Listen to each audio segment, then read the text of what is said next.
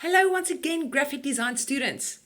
I hope that you're not only having fun so far, but have learned awesome design tricks as well. Our lesson today entails just this, as we will be making a movie poster in Photoshop. I'm sure most of you are familiar with Spanish surrealist artist Salvador Dali. If not, you might recognize some of his work. Dali was a Spanish surrealist painter who had great influence on the art society, ranging from sculpture, painting, photography, and other multimedia works. Other than his surrealist paintings that he was known for, did you know that Dali was also responsible for Spanish lollipop company Chupa Chups' logo? In 1969, Dali and his friend Enric Bernat, founder of Chupa Chups, sat in a cafe when Bernat asked Dali assistance with the logo for his small lollipop company. Dali quickly created the logo, keeping in mind that it might get distorted when wrapped around a lollipop, and suggested to put it on the top of the lollipop instead. Today, Chupa Chups is a successful international lollipop company. Today's quote is by German industrial designer Dieter Rams. Good design is thorough and down to the last detail. Nothing must be arbitrary or left to chance. Care and accuracy in the design process show respect towards the consumer. I'm sure you all know how to access your courses by now. In case you don't know, you can access our courses either via your cell phone, tablet, or computer. Simply click on the Watch Recording button. Be sure to stick around as we have some exciting lessons lined up. We literally only have 2 lessons left for Module 1. I'm sure everyone has downloaded their trial for Adobe Photoshop by now. And how was your experience with Adobe so far? You will also be able to unlock your toolkit at a minimal cost with amazing content that will enhance your learning experience even more. You can access your toolkit under Resources from your course page. Interaction is key, and what better way than to chat with Morpheus or your classmates? Remember, if you still don't get your answers, you can drop me an email at support@shoreacademy.com. Our lesson today entails the golden ratio as well as the principles of good design by famous industrial designer Dieter Rams. We will then move over to learn some more awesome tricks in Photoshop and design a movie poster. I'm sure you are all familiar with the golden ratio, golden section, golden mean, or divine proportion. In short, it is an irrational mathematical equation of 1.618 that never ends. This is known as phi. You might ask me, what has math to do with graphic design? Well, if you take a rectangle created with a golden ratio in mind and cut off a square, it creates smaller rectangles with the same golden ratio proportions that literally never ends. This links to the Fibonacci sequence, which is where each following number is the sum of the 2 numbers before it. 1 plus 1 is 2, 1 plus 2 is 3, 2 plus 3 is 5, 3 plus 5 is 8, and so on.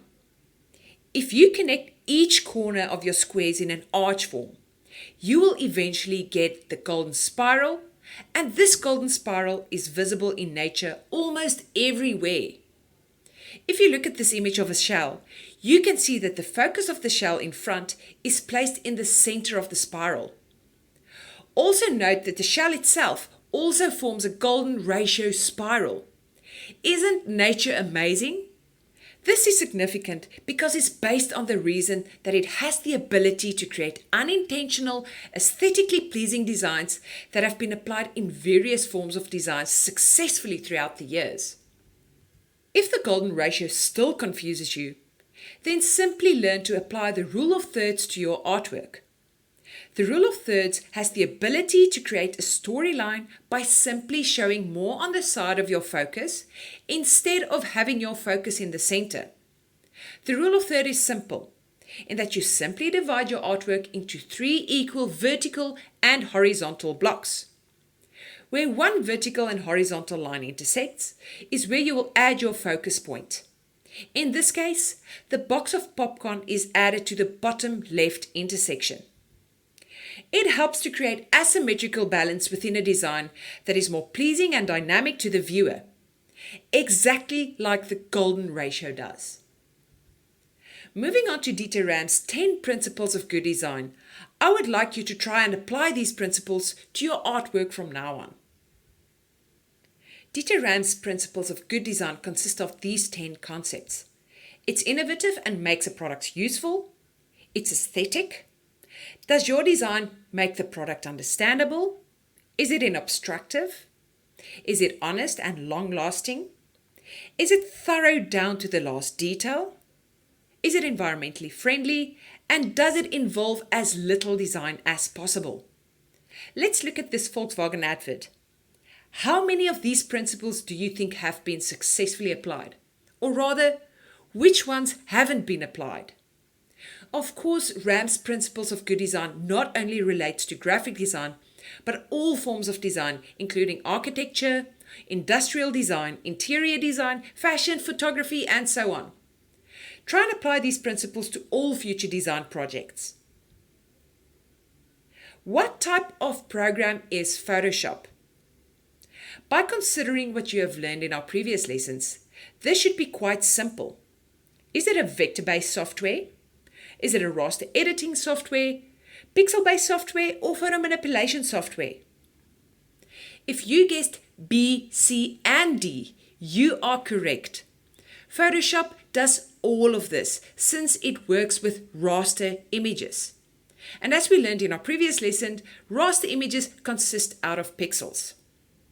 A raster image ends with JPEG, PNG, or GIF, amongst other extensions. And since a photograph normally ends with JPEG, this would make sense for Photoshop to be a photo manipulation software as well. In Photoshop, I will teach you a couple of new tricks, specifically working with layer masks and also the reason why masks are so important. You can choose any of the following themes to create your movie poster: horror, sci-fi, fantasy, or action. Please be original and rather create your own movie than taking an existing movie. Let the creative juices flow. This is the end result that I came up with. I chose the theme sci-fi. It might look quite complex to you, but after this tutorial, I would guarantee you that you're going to be stuck to your screen working in Photoshop all day long. To break it up, we can simply go to the Layers panel and see what I have done. You can see this is quite a complex file considering the amount of layers I've been making use of. To recreate this, I'm going to start on a new blank page. Unlike the previous demos where I simply opened an image and work from that image. To do this, exactly the same as in Illustrator, File, New. I am choosing an A3 poster since we will be creating a movie poster. Normally, movie posters are either a 1 or a 0 sized, so they're really big, but it will make your computer really slow. So I'm simply going to create an A3 poster. If you look at your settings on the right, we can see that our orientation is portrait. Our resolution is 300 pixels per inch. If you can recall, what does 300 pixels per inch mean? This means that it is a printable document. If it's 72, it means it's a digital document. I'm going to leave it as 300 pixels per inch because I can always resize it afterwards and make it smaller, but I can't make it bigger. And simply click on Create. You'll see that I've got my blank canvas open here, and moving over to my poster, just want to look at all aspects and settings I have here. On my Layers panel, this really tells you a lot. This is like the recipe for any dish you create. You simply look at the Layers panel. You will see that a lot of my layers have an additional icon next to it. This is the layer mask that we will learn today. And there's a lock in between. This means that the layer mask, which is always black and white, is connected to this specific layer. And basically, All I did was connect different types of layers and blend them together with either the blending mode option or a layer mask or a combination of using blending modes and the layer mask. Easy as that. Let's start. I've got my A3 canvas open. Going to go to File, Open. And these are all the images I've used for my poster. This, if you recall, EPS stands for Encapsulated Postscript, is a vector format. So this file is actually an Illustrator file. The other documents I downloaded from stock websites. After this demo, I will give you some links to a couple of stock websites where you can download images for free. I'm simply going to select all the images that I want to open up. And I'll open this up later in Photoshop. Apologies, in Illustrator.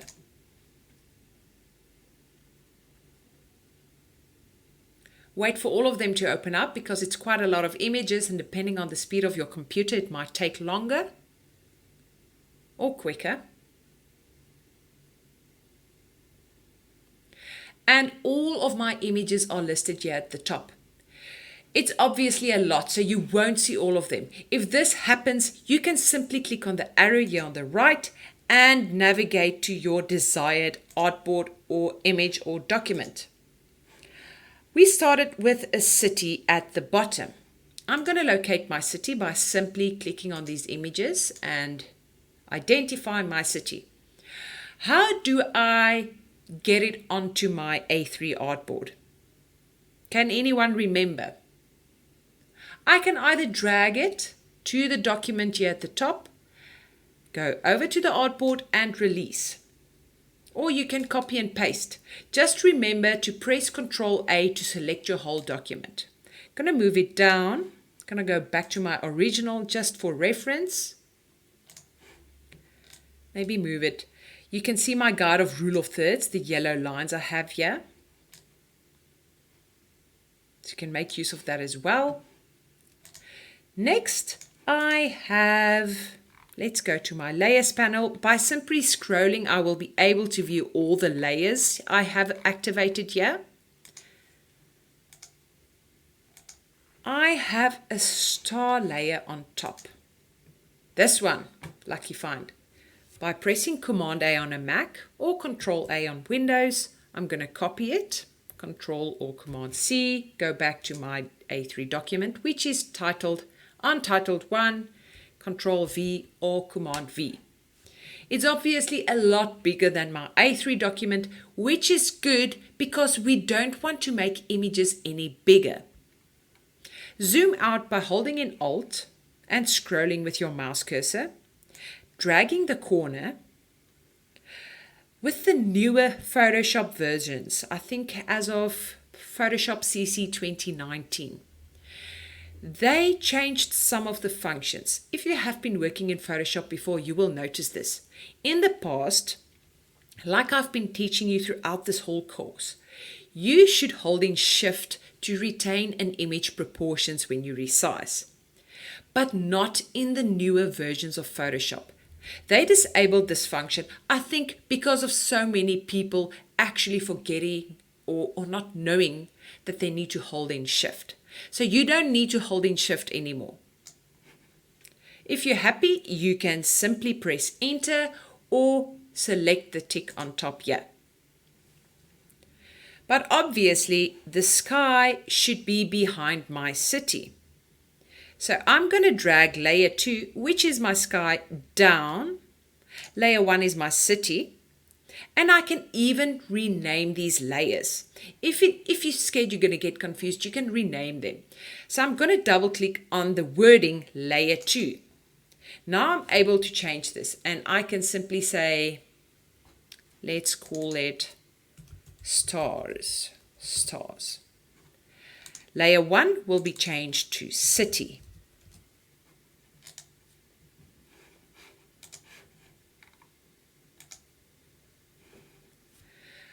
Unlike the previous tutorial where we created the cityscape with a thunderstorm, if you remember, I'm going to use a layer mask in this instance.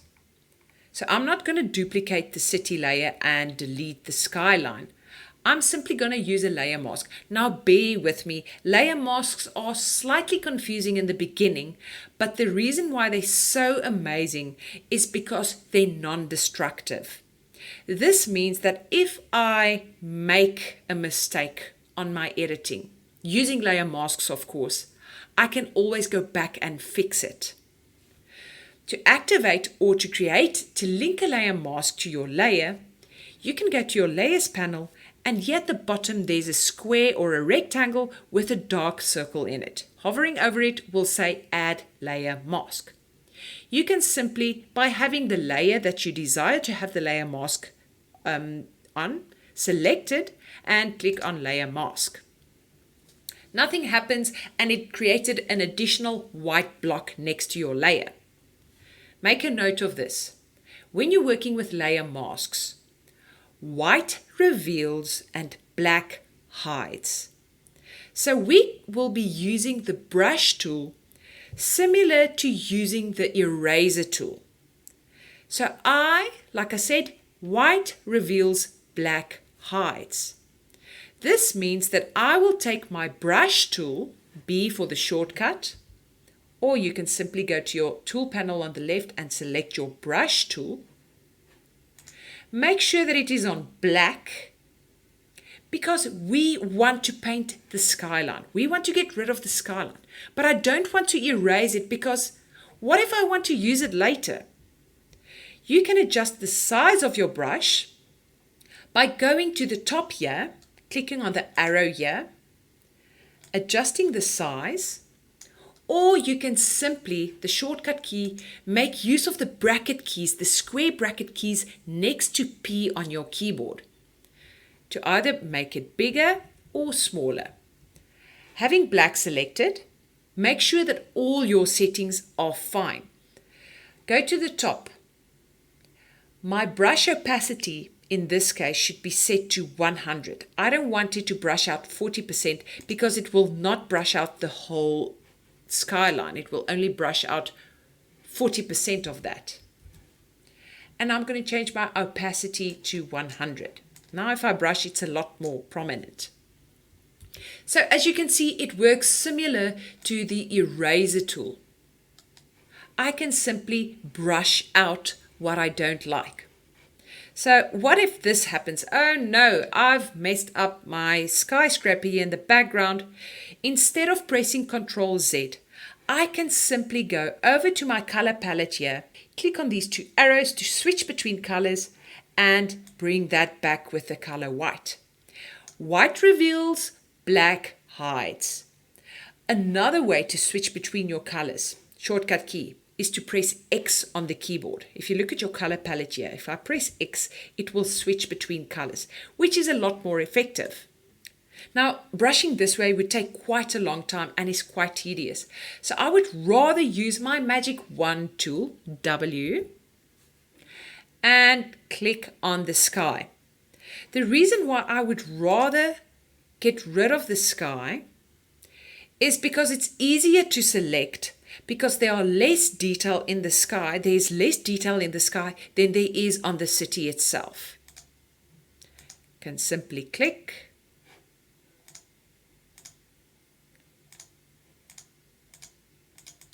Until you're happy with your selection. Just make sure you have your layer mask selected while you're editing and not your layer itself. Very, very, very important. Go over to my brush tool and I can simply brush again. Like that. If you're happy, you can deselect by pressing Command D on your keyboard for using Mac, or Control D, or simply go to Select and deselect.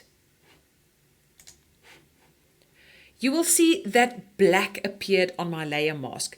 This is an indication that this part of my image have been brushed out with a black brush.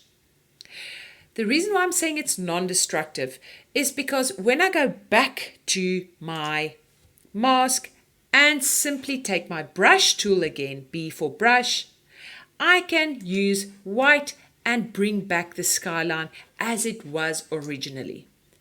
That's why working with layer masks are so important and so efficient. Get over your fear of working with layer masks and just start to work with them, because it's going to make your workflow so much easier and so much more convenient. It's going to save you a lot of time and money and effort and frustration. Let's see. I've added another landscape or sunset in between these two layers by looking at my original. Quickly gonna locate it. This one.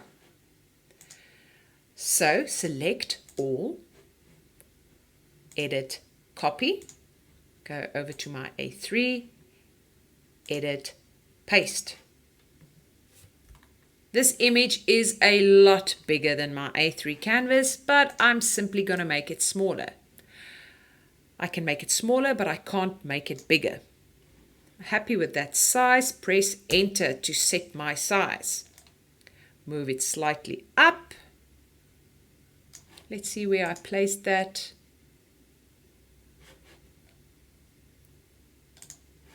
That's about fine, yeah.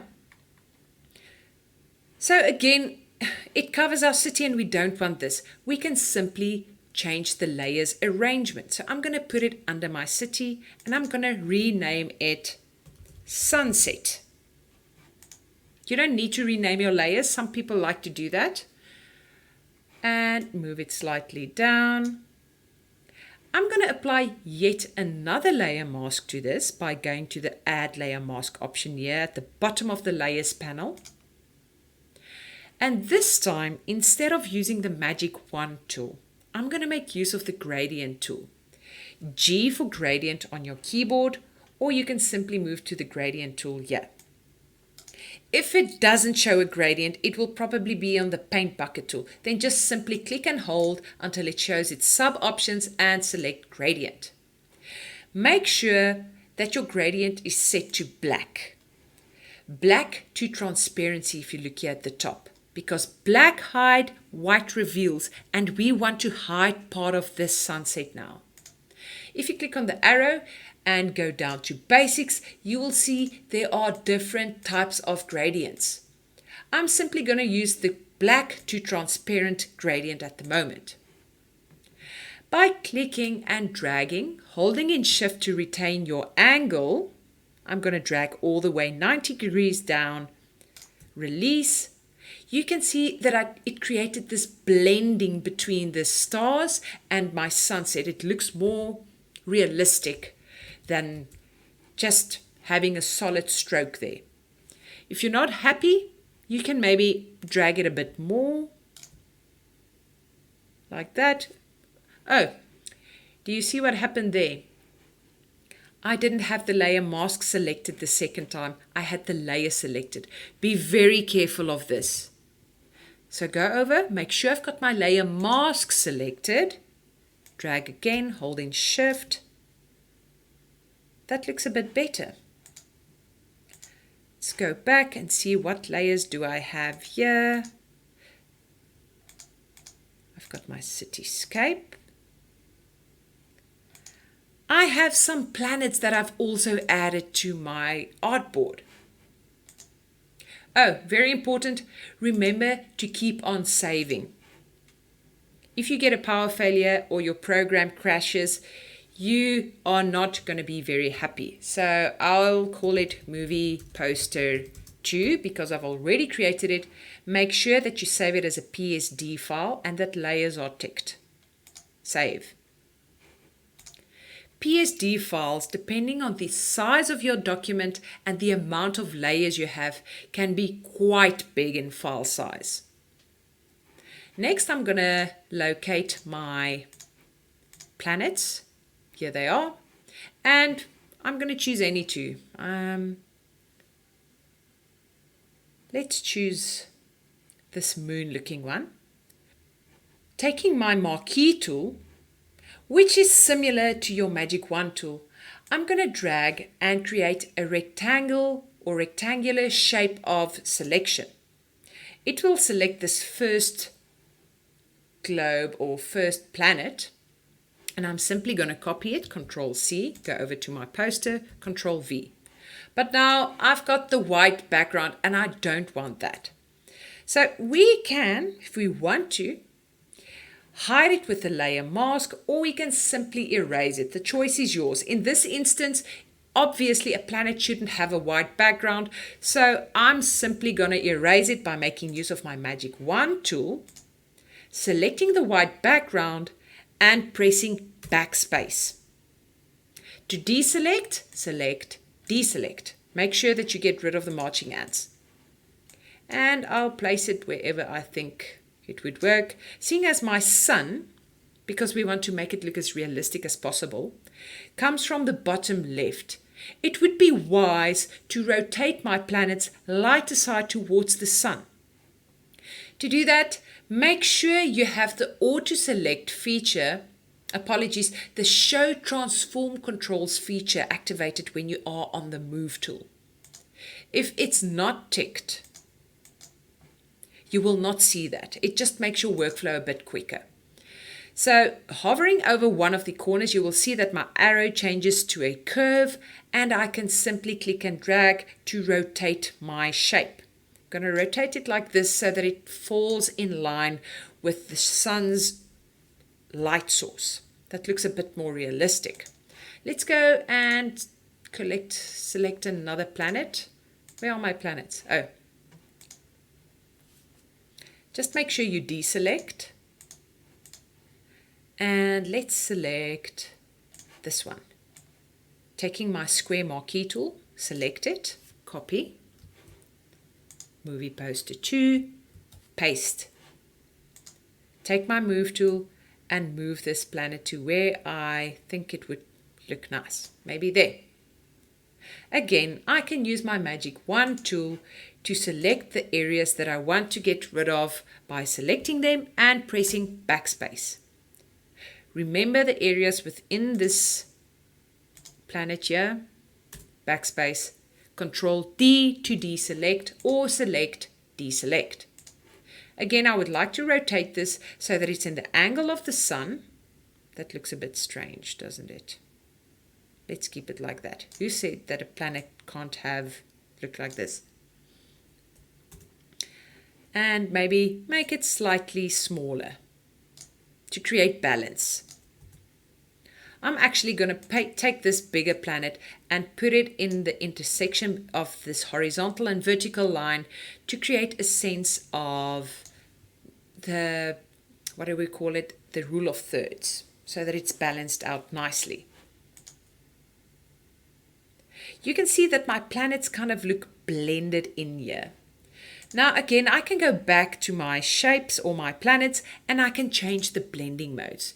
So maybe just move around and see, oh, that one looks nice. Screen, going to remember that, see if there's anything else that maybe look better. Lighter color also kind of looks cool. Or exclusion. Now I think screen. I like screen. Maybe change this one also, blending mode to screen. Blending modes does exactly what the name implies. It blends your elements together so that they look like they form a unity. It doesn't look cheap and corny. Okay, we're professional graphic designers. It should look professional. You see that I've got a lens flare here. Now, this lens flare was the EPS file that we got from Illustrator. This is a really cool technique just to show you how Illustrator and Photoshop work together. I'm going to open up the EPS file by simply double-clicking it. And you will see that I was able to get this lens flare effect from Illustrator. There's a shortcut way of creating a lens flare in Photoshop. The reason why I don't use that is because it's got this, how do I explain it? It's got this specific look to it, and you can see that it's a Photoshop lens flare. And it really irritates me because it's a thing that a lot of beginners tend to use, and it's just standard. So try and get something a bit more unique. Okay. So I'm selecting my lens flare, and I'm going to copy it by pressing Ctrl C or Edit Copy. I'm going to copy it and paste. This dialog box will appear and it will ask me as what it should be pasted. We normally either choose Smart Object or Pixels. Smart Object will retain its vector qualities, where you can resize it without it pixelating or losing quality. So I'm going to select Smart Object for now, but just be careful because it might take up a lot of RAM and it might slow down your computer quite a bit. So this gives me the opportunity of resizing this now without losing quality. I'm going to make it bigger, about like that. Press Enter once you're happy with your resizing. Wait for it to progress. And I'm simply going to move it and rotate it the way I would like it to be. Maybe something like this. It kind of doesn't blend in with the rest of my landscape. My layers panel disappeared. Come on. There you go. Just click on it. So I'm going to change the blending mode to something else. Screen again. I think screen works well with this composition. And you can see that my layer, or this layer, is called Vector Smart Object, and it's got this icon here in the corner. This means that it's a smart object. So if you double click a smart object, it will take you back to the original program it was created in, or original file, because you can even have Photoshop smart objects. Let's continue. So what else do I have? I have another sky line, clouds somewhere here. Let's locate them. Last one, copy and go back to my poster 2, paste, resize, move up slightly, add a layer mask because I want it to blend in with a gradient. So I'm gonna, after I've added my layer mask, go over to my gradient tool, make sure that I've got black selected on the front as my foreground color. Click and drag by holding in Shift to retain my angle. Maybe a bit more till you're happy. No, a bit less. I think that's fine. No, like that. And maybe also change the blending mode to screen. Something like that. Maybe I can bring the opacity slightly down. Yeah.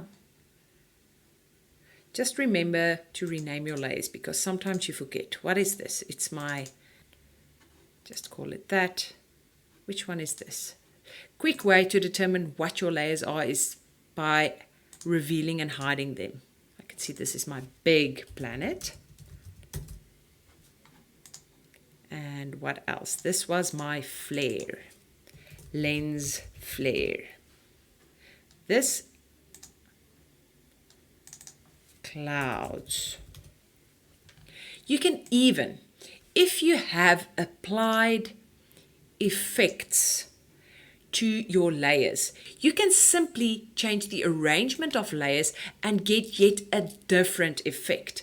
So I've now dragged my clouds layer, put it underneath my stars layer. I'm going to select my stars layer and change it to something else to get yet another effect. What about hard light? Maybe change my clouds layers back to normal so we can see slightly more of the clouds there. Something like that. Okay. Next, I would like to add my credits. I didn't go and type credits. I simply downloaded these credits from the internet, but technically you should actually go and type them yourself. I'm going to select it all, copy, go over here, paste, drag, whoops. Make sure you've got it selected. Where are my credits? The reason why it doesn't want to select now is because you can see my credits layer is the third layer from the bottom, and my stars layer is right on top of my credits layer. So I can simply drag it up and move it to the top, and now I'm able to select it. And let's make it slightly bigger. This is actually not something you should do because it will pixelate, I can guarantee you, and I will show you now that if we zoom in. I want this to be white. So a nice technique to make this white is by going to Image, Adjustments, and selecting Levels. Levels deal with the darkness or lightness of your selected layer. So I can make it either lighter or darker. In this case, I'm going to drag the dark cursor all the way to the right to make it white, snow white. Let's zoom in a bit. Let me show you how it pixelates. Can you see the pixelation starting to occur? This is what we actually don't want. It doesn't look like much, but wait until you print this. Okay, so I'm naughty, I shouldn't do this. Just for the sake of time, I had to. Next, I would like to add my cast, and then also the title of the movie in this case is called Urban Skies. The typeface I used for Urban Skies, you see now I can't select that. Where is that? Is called Abolition. So I'm going to take my type tool, click once, all caps Urban. It already had the typeface selected, lucky me. Resize it. I'm going to make it fit into this center part here between my rule of third lines. You see why these guides work so nicely. And I'm going to take my type tool again and type skies. Skies. And resize that to have it fit in there as well.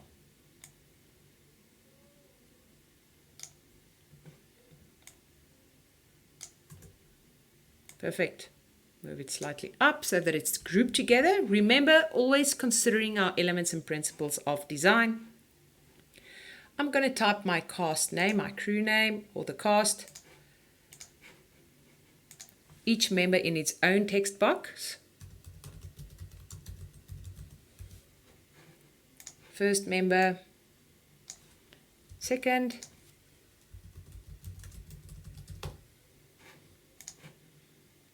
if you wonder who these people are, these are educators of the other courses. They're not really actors.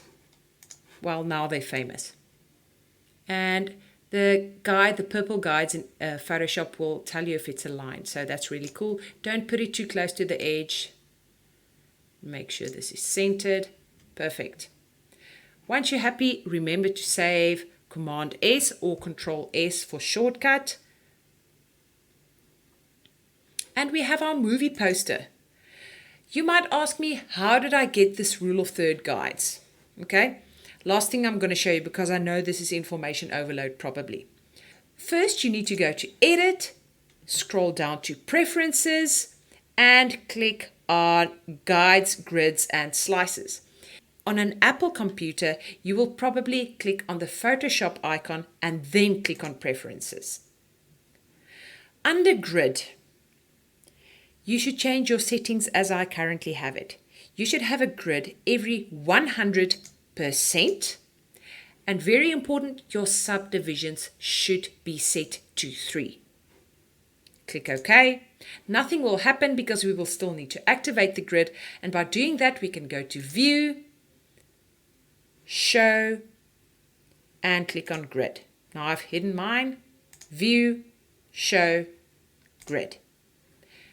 You can use it, you don't need to use it. I just prefer to work with a grid because it just makes things easier. Cool, I hope you enjoyed this demo. By simply utilizing the skills you have learned in Photoshop so far, you will be able to get a similar result as this. I'm so excited to see what you guys have created, and I'm sure your fellow classmates as well. So please share your movie poster using the hashtag #SureMoviePoster.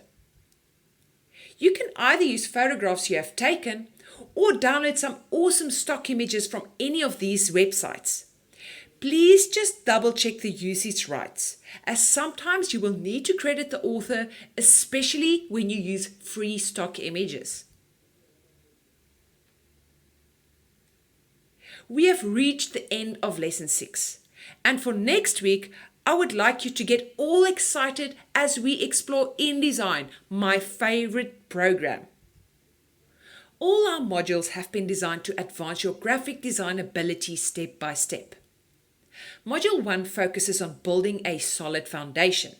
So now, there are only 2 lessons left.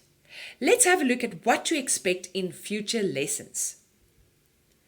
Module 2 is about taking your foundation built up during Module 1 and advancing that knowledge with even more advanced features using the 3 programs you have learned in Module 1.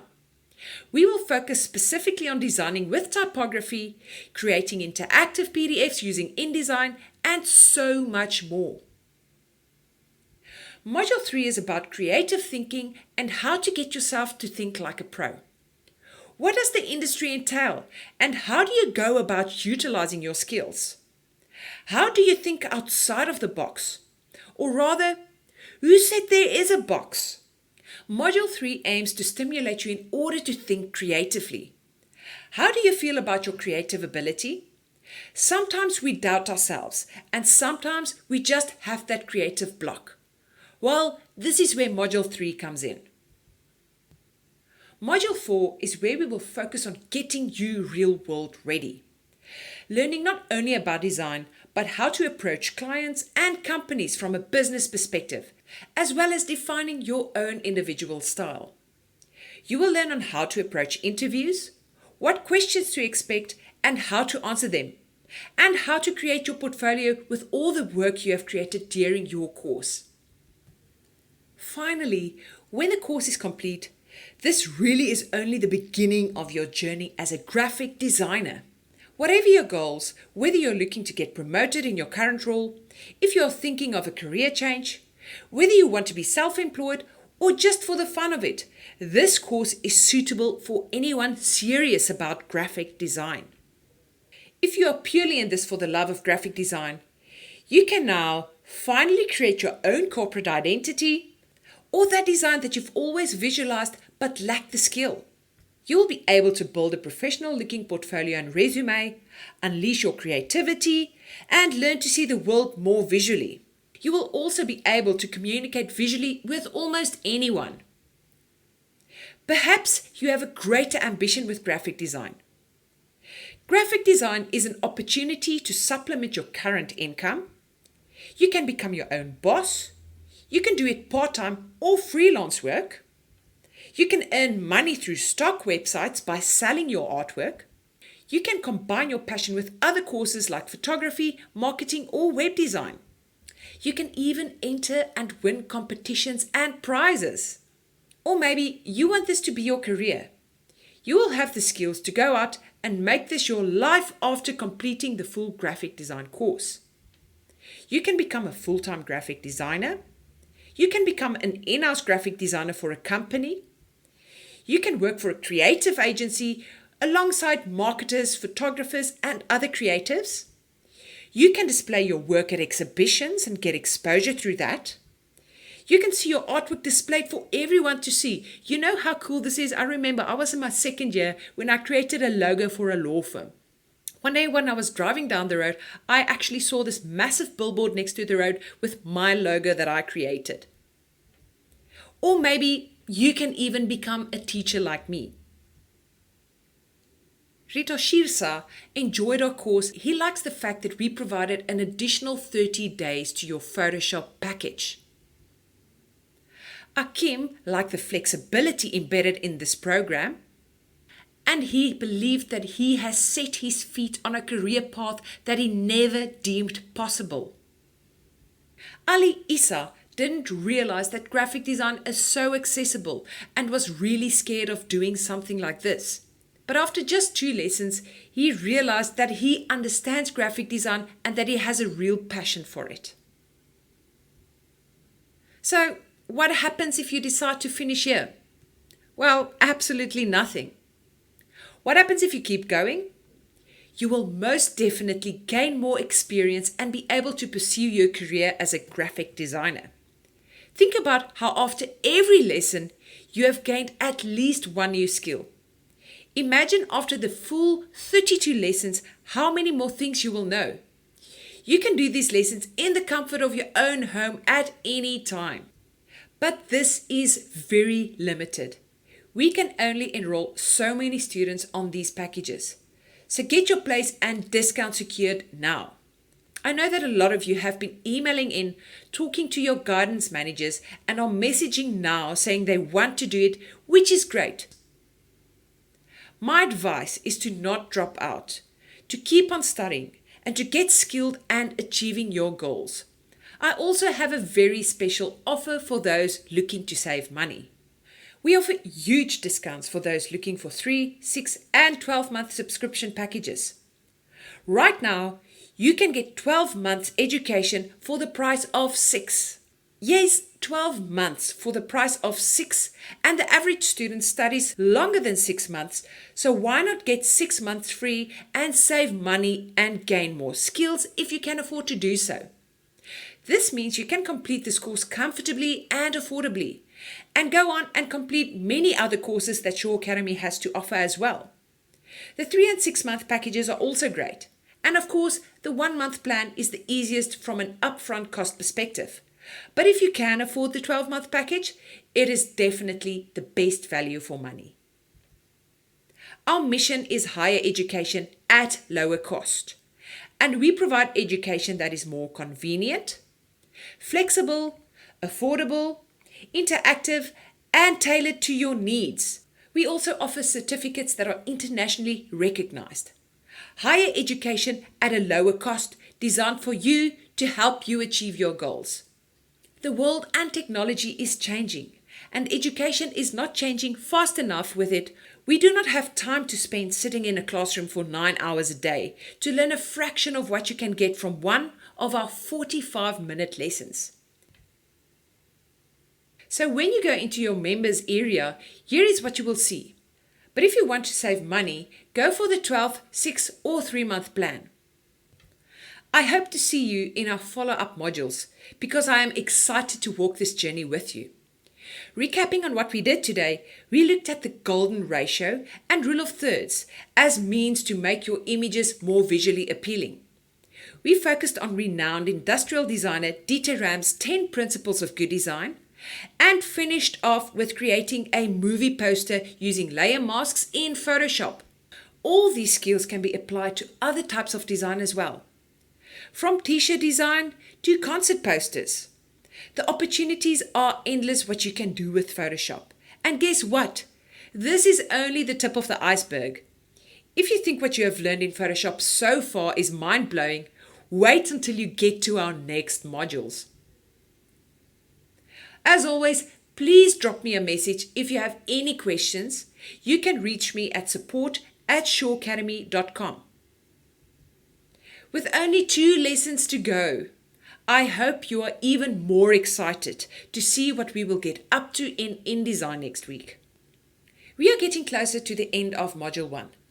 Thank you for joining me today. I will see you next time.